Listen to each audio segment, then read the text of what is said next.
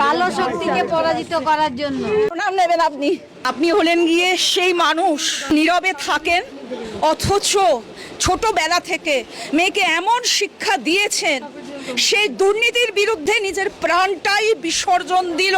মাঝে মাঝে মনে হয় তুমি কি অন্য বাবা মায়েদের মতো একটু স্বার্থপর হতে পারলে না? কেন শেখালে মেয়েকে দুর্নীতির বিরুদ্ধে লড়তে? কেন শেখালে মেয়েকে সৎ থাকতে? কেন মেয়েকে অন্যায় প্রতিবাদ করতে শেখালে কাকু?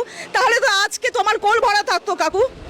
তবে তো কাকু, তোমার এক মেয়ে গেছে, কিন্তু দেখো তোমার এত মেয়ে আছে। বিশ্বাস করো কাকু, তোমাকে আমাদের অধিকারের জন্য তোমাকে শক্ত থাকতে হবে, যাতে আর কোনো অভয়া কেস না হয়। কাকু জানো তো, একটা কথা বলবো, মায়েরা যখন কাঁদে এত কষ্ট হয় না? যে মুহূর্তে টিভিতে তোমার চোখে জল দেখেছি কাকু, আমার কষ্ট, বাবাদের চোখে জল আমি দেখতে পারি না, আমার খুব কষ্ট হয়। আমার বাবাকে 10 বছর আগে হারিয়েছি। আমার বিয়ের দিন যখন বাবার চোখে জল ফেলছে, তাও তাই বেঁচে, সেটার কষ্ট মেয়ে চলে যাচ্ছে দূরে। আর এই কষ্ট আমি বুঝতে পারি যে কি কষ্টে তুমি আছো। শুধু এইটুকু বলবো, অনেক লড়াই তোমাকে করতে হবে শুধু আমাদের ভালো থাকার জন্য কাকু।